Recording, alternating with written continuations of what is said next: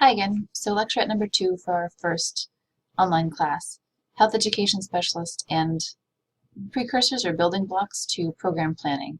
This is just an entrance into the idea of what program planning will look like and all the steps that are incorporated in that. But again, needing definitions first, we're going to start with Health Education Specialist.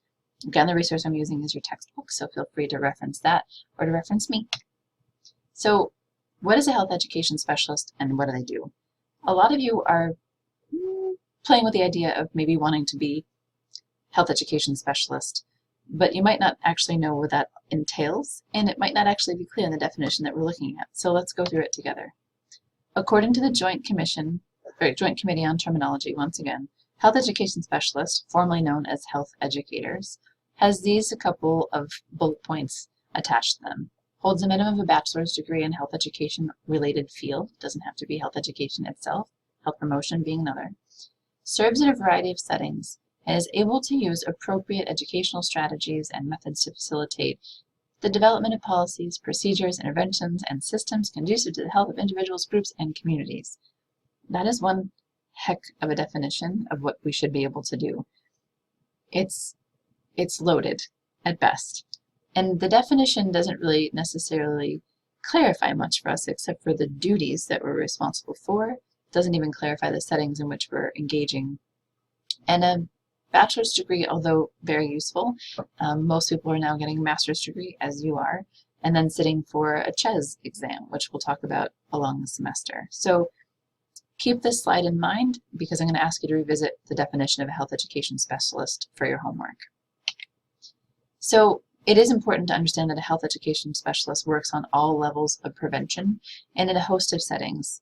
Right, so when I mean all levels of prevention, I'm talking about primary, secondary, and tertiary. And settings, this is just a short list. It could be schools, hospitals, clinics, government agencies, non-government agencies, nonprofit, higher education, all sorts of different places, and a combination thereof on a regular basis. So health education specialists have a place just about everywhere, I would argue, but I'm biased, as you might imagine. So the pyramid, probably something you've seen before, talking about primary, secondary, and tertiary prevention levels. We oftentimes, when you think of health promotion, for example, we're hoping to prevent people from even exhibiting or experiencing some risks of anything, right? So this is dealing with a well population, as it says along the side of the triangle there. This is to catch people before they've already fallen ill with something.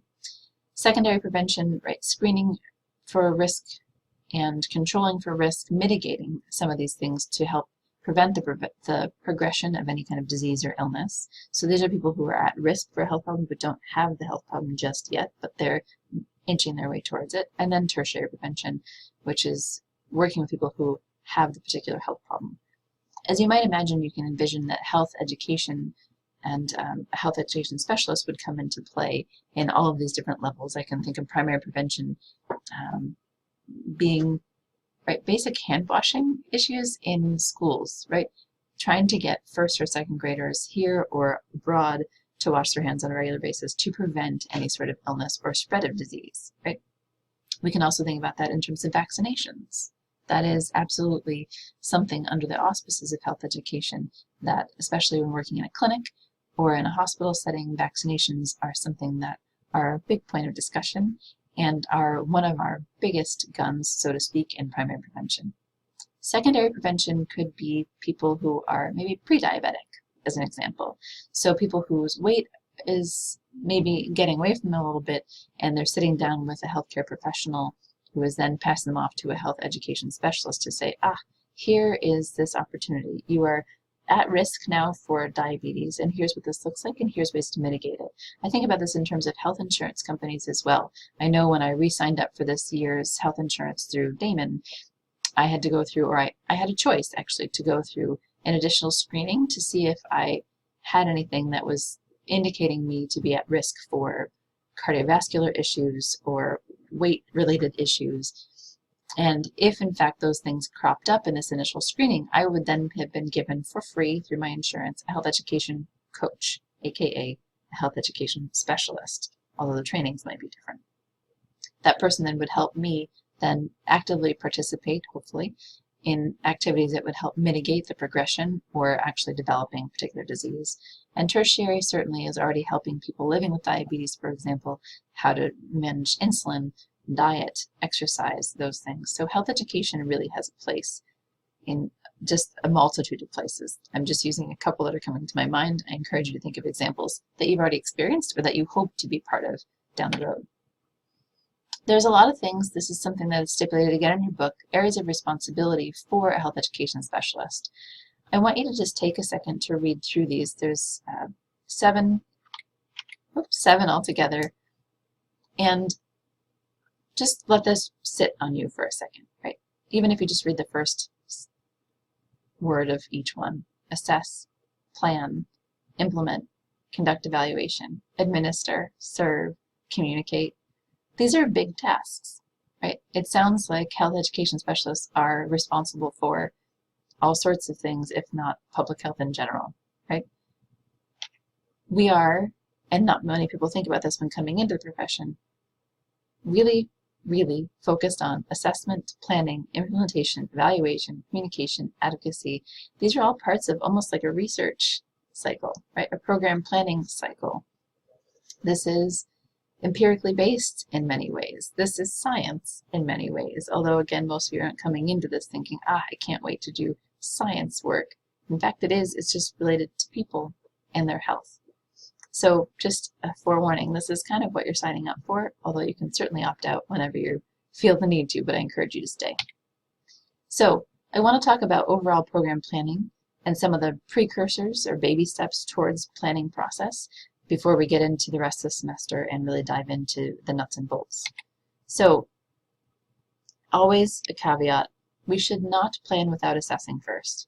So what we're going to talk about shortly is developing a rationale for program planning, but I just want this cautionary tale up there that we should not plan without assessing first. Full stop. Right? When I think about program planning in the community, I want you to always remember that it would be as though you went to a doctor, told that doctor no symptoms, and they handed you a treatment for it. Right? Not knowing your circumstances, not knowing your health. So it would be like me sitting down with my primary care physician with actually no complaints and them ordering chemotherapy for me. So think about that for just a second. We do this all too often in community health. We go into a community, we don't listen to their symptoms, we don't listen to their resources, we don't listen to their strengths. We just go in with a prescription that is not fine-tuned to the needs of that community. Please do not do this, right? And we're going to try not to do this on campus as we do our needs assessment together. But before we get into the rest of the details, I just want to put this disclaimer on the front. And you'll hear this reminder from me throughout the semester and throughout the program, as long as you're willing to listen to me. So let's now that we know that assessment is important first, let's get into the program planning cycle and then some of these baby steps towards it. This is probably a circle you've seen before for program planning in general in lots of different classes you've already taken, but we have to identify the health concerns first, conduct the needs assessment, design a program, and then evaluate after implementing the program, and then the cycle repeats itself. There's no way we're going to be able to solve a problem with one program. There might be a multifaceted program that's really good, however, we still are going to miss the boat on certain things, and or the needs will change, and we need to engage in this cycle again. Much like the research cycle, you need to just keep in the loop. One thing informs the next, and it's indefinite. So the way this often works, which is kind of interesting, and I would suggest to some degree backwards, so bear with me. The book talks about, before talking about assessment, before talking about planning, that you need to build a program rationale, essentially your sales pitch. So I think about my own process and bringing this idea to you as a class of conducting a needs assessment on campus for the access and utilization of primary care among our undergraduate students, right? I had a hunch. This is maybe an issue. Maybe it's not. It could be wrong. I can't wait to see what the data suggest. That's the fun part of this whole process. But I had to go up a chain of command, as I expressed to you, rightfully so, to make sure that I had approval to do this. And in doing so, already I was laying some of the groundwork of identifying some background information. We don't currently have a clinic on campus. What are our students doing?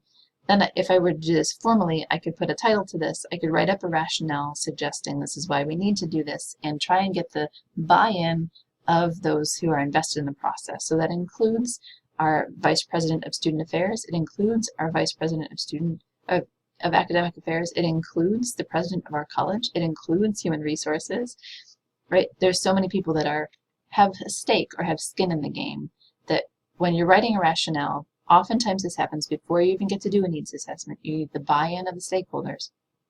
We need to tell a story, right? Help decision makers understand why they should care about the issue you're concerned about, and how in addressing this will they actually benefit, or the organization will actually benefit. This is a sales pitch for certain. So there's many, many steps to building your rationale. This is one of them, and it involves understanding and articulating some of the background information. And it's always the best practice to start with existing literature and resources to address these questions. Point number one is, what are the needs and wants of the priority population? The book addresses this, and I want to nudge it again here, that really it's hard to know what they want without doing a needs assessment first. But oftentimes rationale and getting the okay to even start the process comes before we even know what the priority needs of the population are. This is even what we're doing in class is a good example of this. I am going on a hunch, and I can provide some existing data, and we will do this in class together, that says this is something it's worth asking a question about. But I won't know what the priority needs are or the needs of the population are until we start talking to them. But I can find statistics, I can find comparable data from other campuses that would suggest that this is potentially a problem. Hope you're following me. Same is true when you're trying to talk about the status of the health problem. In this case, we don't have a health problem necessarily, but we have questions about access and utilization of health care, right? So we could easily go to epidemiological data. We could go to, similar campus structures to see what students are dealing with, how they're engaging, how they're not engaging, to inform our background and rationale, and then the program itself. So needs assessment, epidemiological data, literature, these are all your friends in building the rationale and in starting out on any program at all. So also, like I mentioned before, just the slide before, this is to some degree your sales pitch. And when we're talking about a sales pitch, we need to talk numbers. So you have to talk about what the outcomes that you envision from the program, how they line up with a decision maker's agenda. How will this weigh out in terms of dollars and cents? How much will the investment pay off, right? So when I think about return of investment, which is a form of cost benefit analysis, I'm thinking of how do we talk to, if, for instance, the data suggests that there is a need among students and there's something that we as a campus can do, how do we, and we will need to, spell out, if you put X amount of dollars into this program, you will actually save this amount of dollars in the long run, right? This will affect outcomes so that you are trying to zero out the budget, essentially. Also, how does the program align with health initiatives on local, state, and national levels? This is where Healthy People 2020 might come in. We can look at local or state level initiatives that may differ or prioritize differently than Healthy People 2020. I just want to wink, wink, nudge, nudge. These are all things to consider when we're moving towards our needs assessment and interpretation thereof. So make sure that you have these slides handy when you're putting those papers together for me. Certainly we need to address what evidence there is to support the proposed program, and obviously this is where it gets a little tricky. If you haven't done the needs assessment, if you only have minimal epidemiological data, if you are speculating about cost-benefit analysis for your own community, even looking at local or state or national level health initiatives, how can we say for sure that we can guarantee positive effects or positive change specific to this? So you're proposing a program based on some missing data, right? Cautionary tale again. This is something that's often done in practice, and it's something you should be mindful of when you're engaging in it once you leave our wonderful MPH program and venture out into your own MPH land, or public health land rather. Oftentimes we do things in order that might not make the most sense. So, of course, the bottom line should always be articulating in your sales pitch, in your rationale, how the program will help the organization protect and serve the people they intend to. In our case, it's Damon College students. How do we make sure that we are helping Damon itself and the administrators that govern it meet the needs of the students that they are here for and that actually pay for their existence. So the book talks about social math, and I want to just bring this up because I really enjoy the terminology of it. But what you're doing in your sales pitch, in building the rationale for a program, is that you're translating statistics and other information, sorry for the typo, other data, not other date, so that they become interesting, so that they become meaningful, so that there is, that it's persuasive enough for people to engage and to think about why they should invest in this and not something else, right? This is creating a priority out of what you view as a priority, which is hopefully based in the needs and wants of a priority population. So one of the other pieces that often happens before you even get started with the needs assessment is building a planning committee. Again, you can argue this is somewhat out of sync in terms of the timeline, but this is again how it often happens. You're building a planning committee, otherwise known as a steering committee, otherwise known as an advisory board, lots of different terminology for the same thing, a committee that's going to help you achieve this program. So when you are putting together a committee, these are things you need to think about, right? Who do you need to partner with to actually execute the plan? Certainly, I would argue always that people from the priority population you're hoping to work with be on this committee. The people who are living the lives and experiences that you are talking about as an issue should be present at all times on the planning committee, hands down, right? You also need to know who's already working on these issues elsewhere, who can be informative that way, who has the resources that would be helpful for you to execute the needs assessment or the program itself, who would benefit from being a partner, so that also includes the priority needs population themselves. Who do you include and why? I can't answer that question for anybody, but I can encourage you to ask it whenever you're in the business of putting together a planning committee. Who is there and what's their role? When people don't have a role, people often don't do much. So be mindful of who's there and why they're there, and why you're explicitly maybe asking them to be part of it. Also have to ask questions about organizational structure. What's the governance look like? Are there subcommittees? Who's taking notes? Is there money that needs to be budgeted and accounted for? If so, who's handling that, right? Another piece of this puzzle is parameters for the planning. We cannot solve these huge issues with one program, as I mentioned earlier, but we can set parameters for the committee itself and the program that they're likely going to put together by asking the individuals who are part of the planning committee and the committee as a whole to reflect on a couple of these points, including the values, right? Do the people there and the committee itself value promotion, health promotion in and of itself, or is it a bonus? Is it something they're adding on, like, oh, it would be nice if we had this, as opposed to, no, this is something that really needs to happen? It's a very important question to ask and to know of the people you're inviting to participate. What's the level of commitment of the members? What's their end goal? What do they want to see come out of this? And what does the committee as a whole want to see come out of this? What kind of resources can each member offer? And I don't just mean money, because most people who are sitting on committees, myself included, don't have money they can throw at something, but they certainly might have time or skills or space or other resources that are useful. Is an objective or the objective to change the culture of the organization at hand? Oftentimes these programs are implemented within a community culture, Damon being our example. Is the objective to change the culture around primary healthcare utilization? Maybe or maybe not. It's something we can discuss as a committee as we move forward this semester. Who will be able to participate in the program? So even if we get this needs assessment done, we build a program, will it be applicable to all the students, to some of the students? Are there differences in experiences between international students, between students who live on campus, students who commute? These are good questions to ask also. What authority does the committee have? Who else do they have to report to? Or are they governing themselves and therefore what they say goes? Likely not. It's usually nested within the hierarchy of an organization, much like it would be here at Damon. And is the committee temporary or permanent? What purpose does it serve and what timeline or life expectancy does the committee have and why? So these are some of the basics. I know it's a lot of information in short order. It's all in your book, and we'll be kind of rehashing this in class when we go over your homework this Wednesday. But for this first homework, I'm asking you to do the following. A lot of it's reflection, so easing into homework on a weekly basis. It will evolve as we evolve as a class. In 1 to 2 pages, it can be bulleted, it doesn't have to be paragraph form. Review and critique the definitions of health education, health promotion, health education specialist, and then look at the 9 assumptions of health promotion. This is your opinion based on what you read, based on your own experiences.